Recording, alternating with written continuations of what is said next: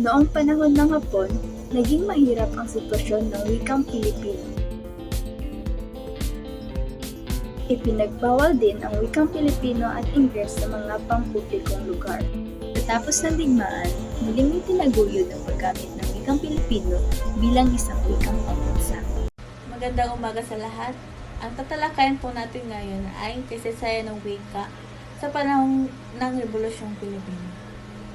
300 taon ang pananakop ng mga Kastila, namulat sila sa kaapihang dinanas. Sa panahong ito, maraming Pilipino ang naging matindi ang damdaming nasyonalismo. Damdaming bumubukos sa isang tuo sa iba pang mga taong may pagkakapareho sa kanyang wika. Kasaysayan ng wika sa panahon ng pagsasarili. Noong 1959, may sikat na isyu na tinatawag na purismo ng wika. Ang purismo o paggamit at pagsalin ng wikang banyaga sa wikang Pilipino. Magandang araw sa inyo lahat. Ako nga pala si Kevin Magkilala at ang aking tatalakayin ngayon ay patungkol sa kalagahan ng wikang pambansa sa panahon ng kasalukuyan. Ang pananaw na ng iba ngayon ay hindi na masyadong kailangan ang wikang Pilipino dahil mas ginagamit na nila ang ibang wika upang makipagtalastasan sa iba't ibang bansa. Mas iniisip na nila na ang mahusay na paggamit ng Ingles ay mas mabuti upang makasabay sa mundong lugmok na sa globalisasyon. Sa inyo lahat, ako nga pala si Angelo Y. Flores at ngayong araw tatalakayin natin ang kasaysayan ng wikang Pilipino sa panahon ng Amerikano. Dahil sa pagnanais ng mga Pilipino na mapatalsik ang mga Kastila, naging tagapagsagip ang mga Amerikano na lumatay sila noong 1998 sa pamumuno ni Almirante Dewey na tuluyang napabagsak sa pamahalaan ng Kastila.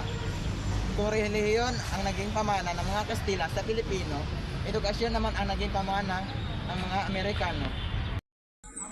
Magandang umaga sa inyo lahat. Ako nga pala si Ronnie Caballeros at ito po ang ating tatalakayin ngayong umaga, ang wikang Pilipino sa panahon ng Hapon.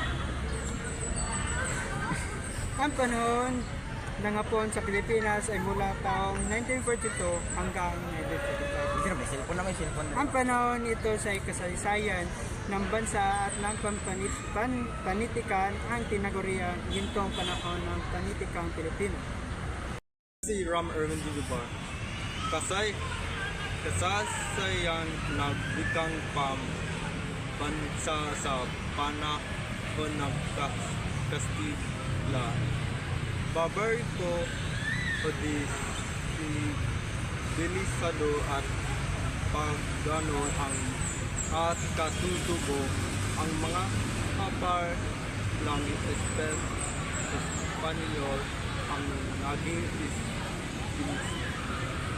institusyon ng Pilipino. Ang pamahayanan ay pinanghati-hati sa apat na organ ng Misyon Mineros Espanyol na pagkaraan ay naging 5 Agustino